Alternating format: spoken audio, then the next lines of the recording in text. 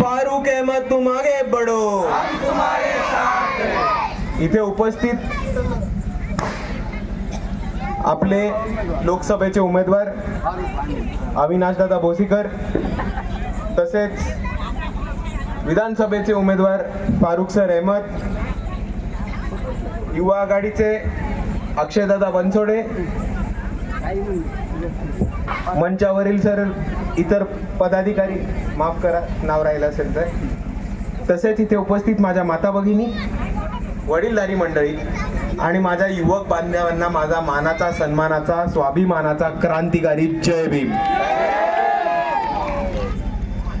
मित्रांनो,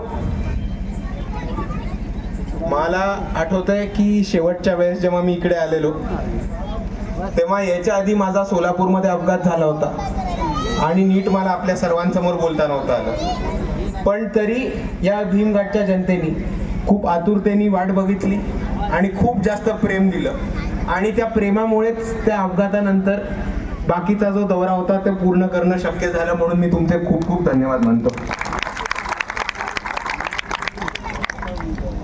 आपण जर आपली आत्ताची परिस्थिती बघितली आणि नांदेडची सिच्युएशन बघितली तर आपल्याला कळेल की इथे सगळे लोक वंचितांना दाबायला उभे राहिलेले आहेत. आपण एका बाजूला बघितलं तर आता सर्व पक्षांचे उमेदवार डिक्लेअर झालेत आणि आपल्याला हे पण दिसतं की एका अर्थाने परत एकदा मराठ्यांच्या खानावळीला सुरुवात झालेली आहे. आपण जर बघितलं तर एक माणूस दुसऱ्या पक्षात जातो, तिकडचा माणूस तिसऱ्या पक्षात जातो आणि मग शेवटी सगळे पक्ष फिरून झाले तर कोर्ट केसेस मधनं वाचायला तो माणूस कमळाबाई मध्ये जाऊन बसतो. आपण आपल्या दक्षिणची परिस्थिती बघितली तर दक्षिणचे काँग्रेसचे उमेदवार कोण आहेत? दक्षिणचे काँग्रेसचे उमेदवार कोण आहेत? मोहन अंबर्डे. आणि भाजपचे लोकसभेचे उमेदवार कोण आहेत? कोण आहे? संतोष अंबर्डे. ह्यांचं काय नातं आहे? सख्खे भाऊ आहेत. आता मला या दोघांना नुसता एक प्रश्न विचारायचा आहे की लोकसभेच्या आणि विधानसभेच्या एकत्र निवडणूक आहे. तुम्ही जेव्हा स्वतः मत टाकायला जाणार तेव्हा घरात मत देणार का पक्षाला मत देणार हे तुम्ही जाहीर करा फक्त एकदा. कारण तुम्ही समजून घ्या, एक भाऊ ह्या पक्षात उभा राहतो, दुसरा भाऊ त्या पक्षात उभा राहतो. पक्ष, विचारधारा, चळवळ ह्यांच्या सगळ्यांसाठी खिशात आहे. ह्यांचं नुसतं एक पाहिजे की इकडे मराठ्यांची खानावळ तशीच टिकून राहायला पाहिजे, वंचितच राहायला पाहिजे आणि कायमस्वरूपी प्रस्थापितांची सत्ता इकडे कायम राहिली पाहिजे. या प्रकारचं ह्यांचं राजकारण इकडे दरवर्षी उभं राहतं आणि आता आपल्याला ते होताना दिसतंय. पण हे मराठ्यांची खानावळ बंद करायला बाळासाहेब आंबेडकरांनी आपल्याला 2019 मध्ये वंचित बहुजन आघाडीची संकल्पना जेव्हा मांडली होती तेव्हा एका खूप सोप्या शब्दामध्ये त्यांनी आपल्याला सांगितलं होतं की आपल्याला खानावळ नकोय.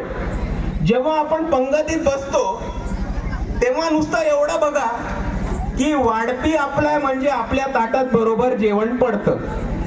आणि तीच भूमिका घेऊन 2024 मध्ये आम्ही आलोय की आपल्या ताटातलं अन्न हे आपलंच असलं पाहिजे आणि इकडे बहुजन असतील, आदिवासी असतील, दलित असतील, अल्पसंख्याक असतील त्यांचं आरक्षण टिकलं पाहिजे आणि मराठ्यांना वेगळं आरक्षण दिलं पाहिजे. आपण आज बघितलं तर इकडचे सत्ताधारी एकत्र येऊन आपलं आरक्षण संपवायला निघालेले. एका बाजूला भाजप आहे जो आरक्षण संपवायला निघालाय आणि दुसऱ्या बाजूला काँग्रेस आहे जो आरक्षणाला सुपा पाठिंबा देतोय. आता जर आपल्याला आरक्षण टिकवायचं असेल तर आपल्याला कोणत्याही परिस्थितीमध्ये आंबेडकरवादी चळवळीच्या माणसाला, आंबेडकरवादी पक्षाला आणि आंबेडकरवादी विचारसरणीच्या माणसालाच निवडून द्यायला लागणार. आता इकडे तुम्ही, मला माहिती आहे इकडे काय प्रचार चालू आहे. आपल्याकडे काँग्रेसचे पण काही बौद्ध पदाधिकारी आहेत आणि ते इकडे येऊन म्हणतात की फारूक सर तर मुसलमान आहेत, मुसलमान आपल्याला मत देत नाहीत. फारूक सरांना का मत द्यायचं? या लोकांना मला दोन प्रश्न विचारायचे. जर काँग्रेसवरनं एका बौद्धाला तिकीट दिलं तर मराठा खानावळीतली लोक त्या बौद्धाला निवडून देणार आहेत का? ते इतर पक्षाच्या मराठ्यालाच निवडून देणार आहेत. आणि दुसऱ्या बाजूला या मराठ्यांच्या खानावळीमध्ये जर टेबल वरती ताटं मांडायला, टेबलावरती जेवणाची ताटं उचलायला जर एक आपला माणूस असेल तर त्याला आपण आंबेडकरवादी म्हणणार का? मराठ्यांच्या खानावळीमध्ये काम करणारा जर एक माणूस असेल, बौद्ध समाजाचा किंवा असू दे, पण तो मराठ्यांच्या खानावळीमध्येच काम करतो, त्यांच्या सांगण्यावरनं उठतो, त्यांच्या सांगण्यावरनं बसतो, आपण त्याला आंबेडकरवादी मानणार का? नाही.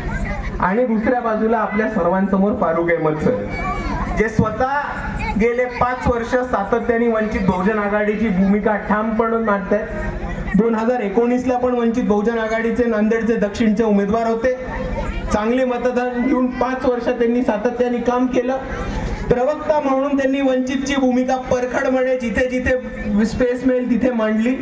आणि आज एक मुसलमान आंबेडकरवादी विचार, आंबेडकरवादी विचारधारा आणि बाळासाहेबांचं नेतृत्व घेऊन जर पुढे येत असेल तर आपण त्यांना आंबेडकरवादी म्हणणार की नाही?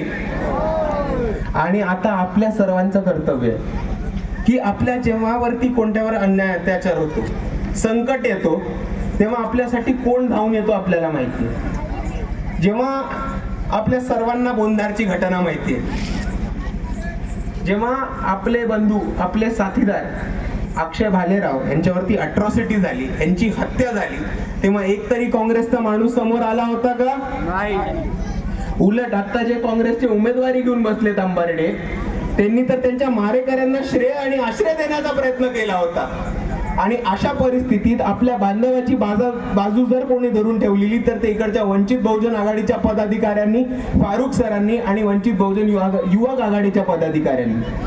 आणि म्हणून मी यावेळेस आपल्या सर्वांना एवढीच विनंती करतो की आपलं मतदान हे आपल्या हक्काच्या कामाच्या माणसाच्या मागे उभं राहायला पाहिजे. तुम्हीच विचार करा, संकट येतो, कोणताही अन्याय अत्याचार होतो, कोणतीही परिस्थिती येते, तेव्हा आपल्यासाठी वंचितवाले धावून येतात की नाही येत? आणि आता आपल्या सर्वांची जबाबदारी आहे, आपल्या सर्वांचं हे कर्तव्य आहे की जो माणूस आपल्या सर्वांसाठी धावून येतो, जो माणूस आपल्या सर्वांसाठी उभा राहतो, त्यांना बळ देणं, त्यांना ताकद देणं, म्हणजेच ते परत आपल्यासाठी जिद्दीने आणि ताकदीने उभं राहू शकतील. आणि जाता जाता मी आपल्या सर्वांना एवढंच म्हणतो की महाराष्ट्राची लोकसभेची आकडेवारी मी सगळीकडची वाचलेली आणि एक प्रामुख्याने आपल्याला दिसलंय की वंचितला सर्वात जास्त मतदान जर नांदेडमध्ये कुठे झालं असेल तर ते आपल्या या भीमघाटमध्ये झालेलं आहे.